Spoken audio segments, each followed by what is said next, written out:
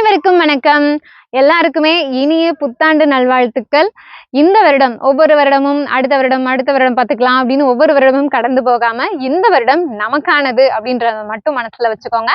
இந்த வருஷம் இந்த ராசிக்கு அந்த ராசிக்கு எந்த ராசிக்கு நல்லது நடக்கும் அப்படின்னு பார்த்துட்டு இருக்காம இந்த ராசிக்கு அப்படின்னு தான் நல்ல காலம் அப்படின்னு இல்லாம இந்த வருடம் நம்ம ஒரு ஜீவராசியா இருந்து எல்லாமே நல்லா நடக்கும் அப்படின்றத மட்டும் மனசுல வச்சுக்கோங்க. சரிங்களா?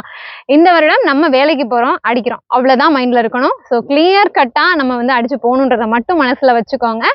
இனிமே இந்த அடுத்த வருஷம் அப்படின்றத எதிர்பார்த்து நம்ம உட்காரக்கூடாது. சரிங்களா?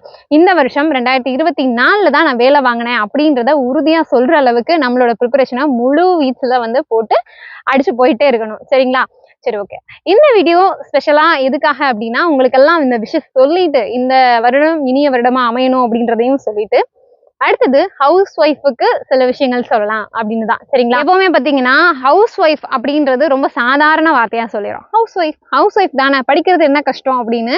ஆனா அவங்களுக்கு தான் எவ்வளவு கஷ்டம் இருக்கு அப்படின்றது தெரியும். அதுவும் டிஎன்பிஎஸ்சி படிக்கிறேன் அப்படின்னு ஒரு அஸ்பிரண்ட் ஹவுஸ் ஒய்ஃபா இருக்காங்க அப்படின்ற பட்சத்துல சுத்தி இருக்கிறவங்களும் சரி வீட்டுல இருக்கிறவங்களும் சரி அவங்கள என்ன வீட்டுல இருக்கிற வேலையை பார்க்காம என்ன நீ அடுத்து வேற ஏதாச்சும் வேலையை கூட ட்ரை பண்ணலாம், நீ வீட்டுல இருக்கிறதுக்கு அந்த வேலையை பார்க்கலாம், உட்காந்து படிக்கிறேன்னு என்ன நீ படிக்கிற அப்படின்ற கேள்வியதான் முதல்ல வைப்பாங்க. சரிங்களா? புத்தகத்தை தூக்கி நீங்க உட்காந்தீங்கன்னா அப்பதான் அடுத்த வேலை ஒண்ணு நிக்கும். இல்லைன்னா குழந்தை அழுகிற சத்தம் கேட்கும். இல்லைன்னா ஐயோ இந்த வேலையை முடிக்காம வந்துட்டோமே அப்படின்னு ஒரு மைண்டுக்குள்ள வரும். நம்ம புத்தகத்தை எடுத்து உட்காடுறதே ரொம்ப ரொம்ப ரொம்ப அரிதான செயல். சரிங்களா? அப்போ எந்த மாதிரிதான் நம்ம ஃபேஸ் பண்றது, என்னதான் செய்யறது, எப்படிதான் நமக்கு படிக்கிறதுக்கான நேரத்தை ஒதுக்குறது அப்படின்னு பாத்தீங்கன்னு வச்சுக்கோங்களேன். ஃபர்ஸ்ட் படிக்கிறதுக்கு நம்மளோட வேலைகளை முடிச்சுட்டு மத்தவங்க நம்மளை கேள்வி கேட்காத அளவுக்கு நம்மளை பார்த்துக்கணும். அதாவது என்ன அப்படின்னா, இந்த வேலையை நீ ஏன் முடிக்கல, இதை முடிச்சுட்டு படிக்க உட்கார வேண்டியதானே அப்படின்னு நம்மளை கேட்டுறக்கூடாது. சரிங்களா? அப்போ அந்த எல்லா வேலைகளையும் முடிச்சு வச்சுட்டு ஒருத்தவங்க நம்மளை ஏன் நீ இதை பார்க்கலான்னு கேட்கக்கூடாது. அந்த வேலைகளை சரிவர நம்ம பார்த்து முடிச்சிடணும். அது ஒரு பக்கம். இன்னொரு பக்கம் பாத்தீங்க அப்படின்னா சப்போர்ட் பண்ணல, எனக்கு வீட்டுல எந்த சப்போர்ட்டுமே இல்லை அப்படின்னாலும் உட்காந்து பேசுங்க. அட்லீஸ்ட் இதை பேசினாலும் சரியா வராது அப்படின்னு உங்களுக்கு உறுதியா தெரிஞ்சா நீங்க அடுத்த ஸ்டெப்பை யோசிக்கலாம்.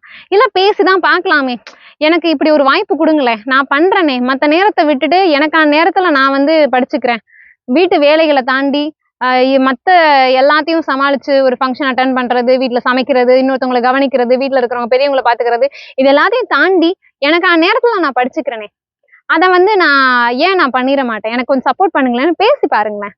உங்களோட இதை நீங்க ஃபுல்லா எஃபோர்ட்டை போட்டு அதையும் வீட்டுல இருக்கிறதையும் கவனிச்சு அதுக்கப்புறம் உங்களுக்கான நேரத்தை ஒதுக்கி படிக்கிறீங்க அப்படின்ற பட்சத்துல யாரும் உங்களுக்கு அப்போஸ் பண்ண மாட்டாங்கன்னு நான் நினைக்கிறேன். சரிங்களா? இல்ல அப்படி பண்றாங்க அப்படின்னா சரி, ஓகே, அப்படி பண்றாங்கல்ல, அப்போ எந்த நேரம் நமக்கு கிடைக்கும், அவங்க திட்டாத நேரம், அவங்க நம்மள எதுவும் குறை சொல்லாத நேரம் எது கிடைக்கும்னு பாத்தீங்கன்னா அந்த இரவு நேரங்கள்.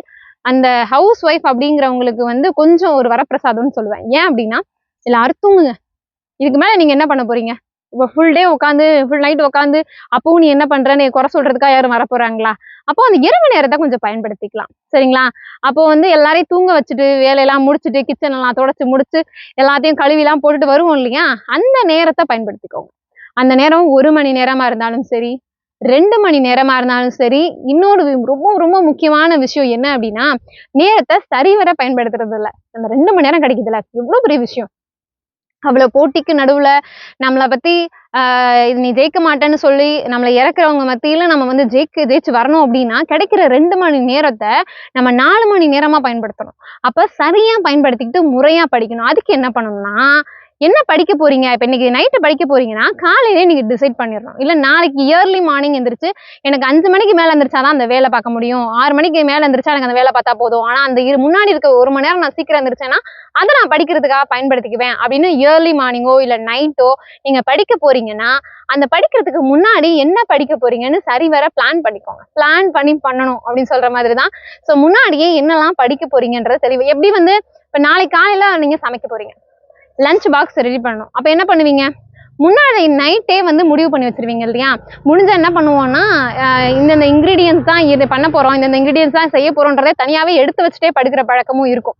ஏதாச்சும் காலை சமைக்கிறதுக்கு நைட்டே ஊற வைக்கிறது அந்த மாதிரிலாம் பண்ணுவோம் இல்லையா? அதே மாதிரிதான் நாளைக்கு என்ன படிக்க போறீங்கன்றத முன்னாடியே நீங்க தீர்மானம் பண்ணிருங்க. ஏன்னா படிக்க உட்காந்தா என்ன படிக்கலாம், இது படிச்சாச்சுன்னு அந்த நேரத்துல உங்களுக்கு படிக்கிறது என்ன படிக்கலாங்கிறதே தெரியாது.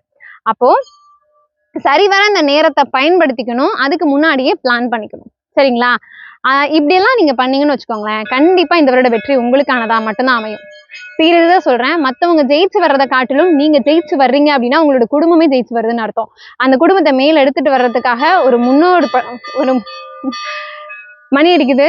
எல்லாம் கண்டிப்பா உங்களுக்கும் நடக்கும். சீக்கிரமா நீங்க வேலைக்கு போயிருவீங்கன்றத நம்பிக்கோங்க. உங்களோட குடும்பத்தை நீங்க மேல கொண்டு வர போறீங்க சீக்கிரமா அப்படின்றத ஞாபகம் வச்சுக்கோங்க. சரிங்களா?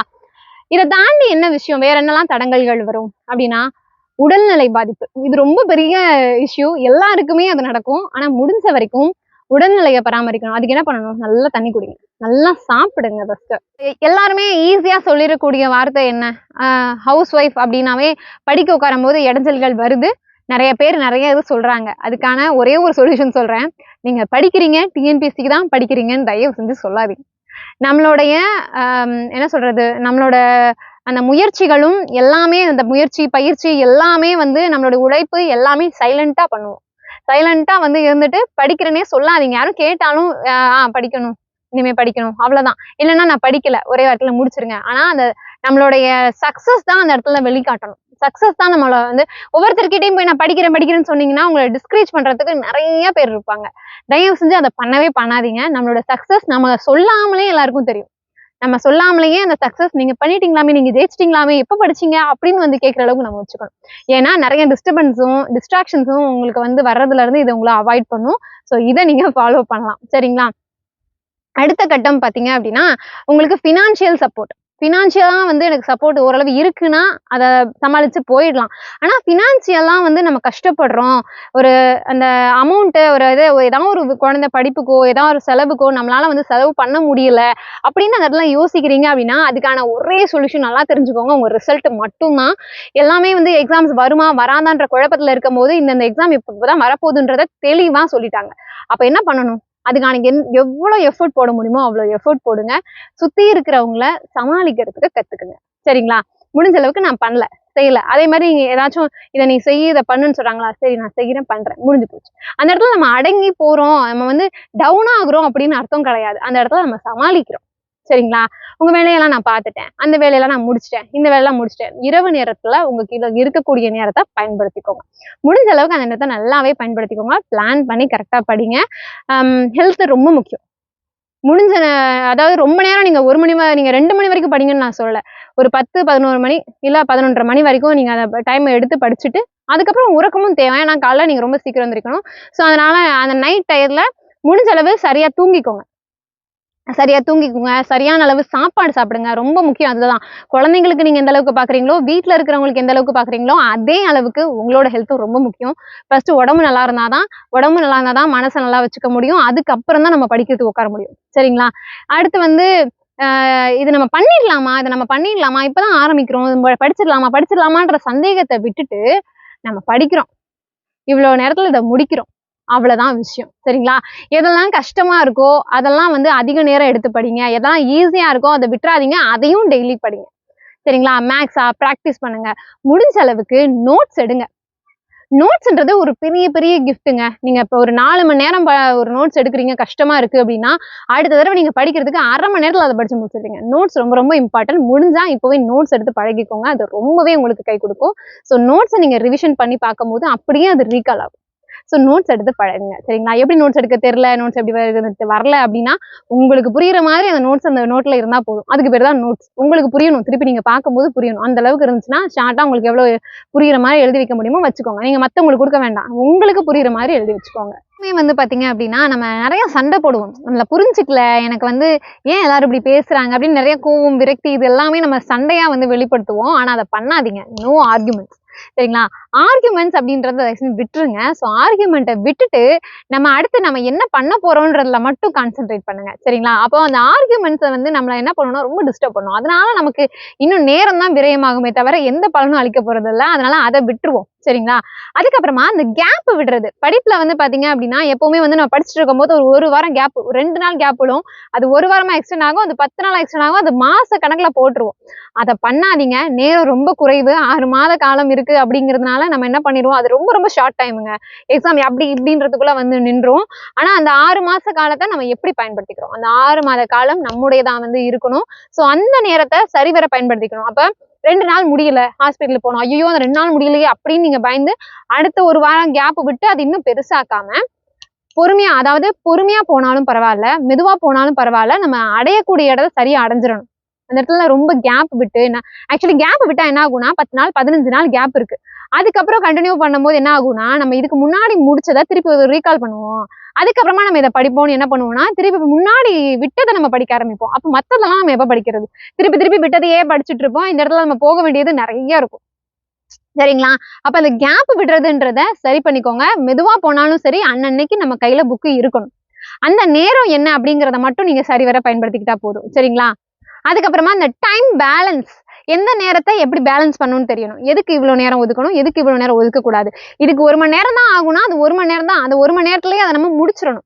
அந்த 1 மணி நேரத்தை 2 மணி நேரமா ஆக்கி ஒரு வேலையை நம்ம ரொம்ப இழுக்கக்கூடாது. அந்த நேரத்தை சரியான நேரத்துல பயன்படுத்திக்கணும். அதுக்கு நேர மேலாண்மைன்னு சொல்லுவாங்க இல்லையா? ஸோ சரியா அந்த நேரத்தை பயன்படுத்திக்கிறதுக்கு நீங்களா உங்க மனசுலயே ஒரு டைம் டேபிள் போட்டு வச்சுக்கோங்க. இந்த நேரத்துக்கு இதை பண்றோம், இந்த நேரத்துக்கு இதை பண்றோம் அப்படின்னு அப்படி போட்டு மூவ் பண்ணீங்கன்னா தான் அந்த நேரத்தை சரியா நம்ம பராமரிக்க முடியும். சரிங்களா? அந்த நேரம் நம்மளுக்கு வேணும்னா அதை நம்ம தான் எடுத்துக்கணும். ஸோ அந்த நேரத்தை எடுத்துக்கிடணும் அப்படின்னா அந்த எடுத்துக்கிறதுக்காக நம்ம என்ன மெனக்கட்டுறோம் அப்படிங்கிறது தான் முக்கியம். ஸோ அதை பார்த்துக்கோங்க. அடுத்தது என்ன பண்ணுவீங்கன்னா கம்பேர் பண்ணுவீங்க. நானும் ஹவுஸ் ஒய்ஃப், அவங்களும் ஹவுஸ் ஒய்ஃப், அவங்க இவ்வளவு நேரம் படிக்கிறாங்க ஆனா என்னால படிக்க முடியல, அவங்க இந்த அளவுக்கு மார்க் எடுக்கிறாங்க ஆனா என்னால அதை ஸ்கோர் பண்ண முடியல. அதை என்ன பண்றீங்க, நீங்க கம்பேர் பண்ணி இன்னும் உங்களை அதிகப்படுத்திக்க மாட்டேங்கிறீங்க, டவுன் ஆயிடுறீங்க. ரொம்ப ஈஸியா டவுன் ஆயிடுறீங்க. ஸோ அதை பண்ணவே பண்ணாதீங்க. சரிங்களா? அப்போ கம்பேரிசன் அப்படிங்கும் போது நமக்கு என்ன ஆகும்னா ஆட்டோமேட்டிக்கா யாராவது ஒருத்தரை மேல வச்சு ஒருத்தரை கீழே வைக்கிற மாதிரி தான் இருக்கும். அந்த இடத்துல நீங்க கீழே இறங்கிடுறீங்க. அப்ப கம்பேர் பண்ணாதீங்க. அவங்க இருக்கக்கூடிய சூழ்நிலையும் சுத்தி இருக்கக்கூடியது அவங்களுக்கு ஏத்த மாதிரி இருக்கிறது வேற, நீங்க இருக்கக்கூடியது வேற. சரிங்களா? அப்போ தனியா தான் நான் நின்று ஜெயிக்கணும் அப்படின்னா தனியா நின்னே ஜெயிப்போம். நம்மளோட வெற்றியில யாருக்கும் பங்கு இல்லை. நம்ம வெற்றி முழுக்க முழுக்க நம்மளுடையதா மட்டுமே இருந்துட்டு போட்டோம். ஸோ அதுக்கு நம்ம கொஞ்ச நிமிஷம் கஷ்டப்பட வேண்டியதில்லை, நிறைய கஷ்டப்பட வேண்டியது இருக்கு. நிறைய கஷ்டப்பட வேண்டியது, கஷ்டப்பட்டாதான் கிடைக்கும். சாக்ரிஃபைஸ் பண்ணி தான் ஆகணும். ஒரு விஷயத்த நீங்க சாக்ரிஃபைஸ் பண்ணாதான் ஒரு விஷயம் உங்களுக்கு கிடைக்கும். ஆனா கிடைக்கக்கூடிய விஷயம் சரியான முறையிலையும் பெரிய அளவுலையும் இருக்கும் அப்படின்றதுல எந்த விதமான மாற்றமும் கிடையாது. சரிங்களா? எப்பவுமே வேதனை, அவமானம், விரக்தி இது எல்லாத்தையுமே கடந்துதான் வரணும். இது எல்லாமே அனுபவிச்சுட்டு தான் இருப்போம். இன்னும் அடுத்து நம்மளை சந்திக்கிறதுக்கு முன்னாடியே நிற்கும். சரிங்களா? இந்த வருஷம் எந்த கஷ்டமே இல்லாம இருக்கும் அப்படின்னா இருக்குமா? எல்லா கஷ்டங்களும் வரும், அவமானங்கள் வரும். இது எல்லாமே நமக்கான படிக்கட்டா மாத்தி போய்கிட்டே இருக்கணும். சரிங்களா? அப்ப ஒரு ஹவுஸ் ஒய்ஃபா இருக்கிற பட்சத்துல அந்த ஹவுஸ் ஒய்ஃப்ல இருந்து ஒரு கவர்மெண்ட் போஸ்டிங் அப்படின்னு போறதுக்குள்ள என்னெல்லாம் கஷ்டங்கள் இருக்கோ அதெல்லாம் கடந்துடணும். அது எல்லாத்தையும் கடந்து போய் அங்க நிற்கும் போது நம்ம கஷ்டப்பட்டதுக்கான பலன் இருக்குப்பா. அதாவது நம்மளோட சக்சஸ் பெரிய அளவுல பேசப்படும். நீங்க உங்களோட வழிகளை மற்றவங்களுக்கு புரிய வைக்கணும். உங்களோட கஷ்டங்களும் வலிகளும் வேதனைகளும் மற்றவங்களுக்கு புரிய வைக்கணும்னு நீங்க நினைக்கிறீங்கன்னு வச்சுக்கோங்களேன். அதுக்கு நீங்க ஜெயிச்சிருங்க. ஜெயிச்சுட்டு சொன்னாதாங்க அந்த உலகம் கேட்கும். அப்ப அந்த இடத்துல ஜெயிச்சிட்டீங்கன்னு வச்சுக்கோங்களேன், அந்த வலியும் வேதனையும் நீங்க எப்படி கிராஸ் பண்ணி வந்தீங்க அப்படின்றத சொல்றதுக்கான ஒரு கருவியா கூட நீங்க அதை பயன்படுத்திக்கலாம். சரிங்களா? உங்களோட வலியும் வேதனையும் ஒருத்தர்கிட்ட சொல்றதுக்காகவாச்சும் ஊருக்கு சொல்றதுக்காகவாச்சும் நம்ம ஜெயிச்சிடணும். சரிங்களா? தோத்துக்கிட்டே இருக்கிறது உங்களுக்கு பிடிக்கலையா? அப்ப ஜெயிச்சிருங்க. அவ்வளவுதான்.